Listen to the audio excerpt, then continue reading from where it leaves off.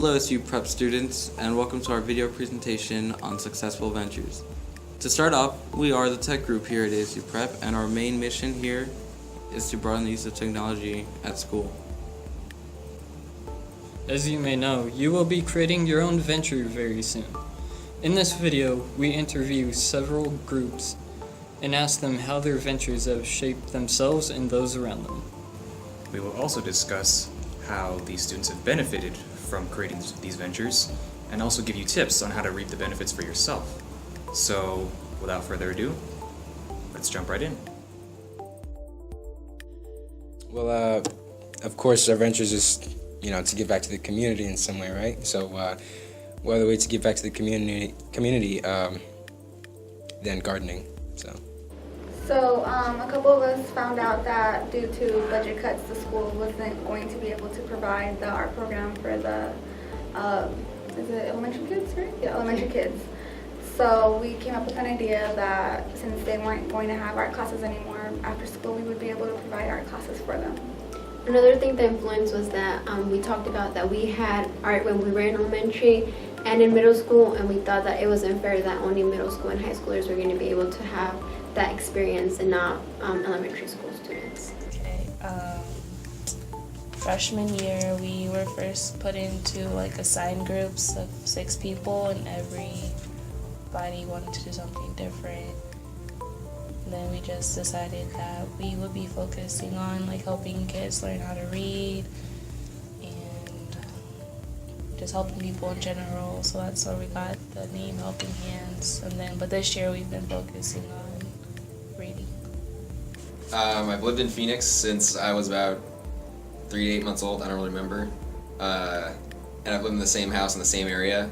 And I've gone to all the skate spots, backyard pools, abandoned motels, places like that. And there's never been a skate park in downtown Phoenix, which seems a little counterproductive. So I thought it was about time that we actually tried to get one started. Well, our venture has changed over the course of the 2 years. First of all, we weren't really so close with each other. We kind of hated each other from the beginning because we were strangers. And throughout the course of time, we actually started developing a really close bond and relationship. Now we just think of ourselves as like a small little family, It's like brother and sister type relationship. Yeah. In the second year, we were more organized with our lesson plans because the first year, we were just kind of draw a diamond. And then, like she said, the second semester, we learned to have more lesson plans than when we did those houses and yeah. Over the past couple of years, it's just gotten a little bit more fine-tuned. It just started with me saying, I want to build a skate park downtown. And then after that, I started making calls to different vacant lots downtown that I thought would be of interest. I started a petition online as a backup plan if I couldn't raise the money myself and get it built, so I could get the government to build it for me. Then after actually halfway through junior year, I kind of didn't have to do it anymore because they started building a skate park at Hans. So.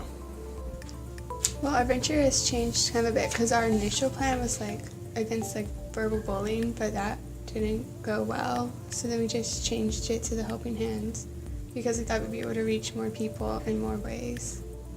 And then last year it was Helping Hands for Hunger, and we tried to set up canned food drives and other things that would help homeless people that were hungry. And this year our focus is primarily on reading, helping spread literacy throughout the school. I think patience, because we have kids, and so with kids you need a lot of patience. Yep. Oh yeah. And so I assume that we've all gained patience towards that, and also maturity. And also gardening. Yeah, I never really know how to garden until got that green thumb. Yep. Definitely being more creative and learning how to not be nervous or intimidated talking to large groups of people, because you have to go from capstone to capstone and say announcements or tell the capstones what your venture is doing, so it helps public speaking a lot. I think we learned how to be a teacher and not just be like the student listening, and learn how to like talk to little kids, because we were working with elementary school students, so like you had to learn that there was certain vocabulary you couldn't use or be mature, and like if they were doing something wrong, how to like get into like stop the problem, and like in a way that you wouldn't get in trouble with parents or with any other situation. I've done a very good job of talking to officials in an official way. I would say don't just do it because you have to do it. Do it because you like there's something you generally want to change. Like a lot of people just chose something because they had nothing to do. Like I remember this one, funds. They only came up with that venture project because they couldn't think of one, so they just figured we'd fund other people's, which is a pretty good idea in itself. But they weren't really passionate about actually helping other people fund their projects. So I would say organization, because at first we were very unorganized because we didn't really know how to start or what to do. It was a brand new idea, so as the time went by, we matured and we figured out strategies that worked out for everyone. And another advice I would give is that if you see a problem in school that you can act on, start here at school and then you can expand. To be mature, and if they're going to choose a project, choose wisely, because if not, you're just going to have to keep choosing new ones. Right. And don't quit so easily.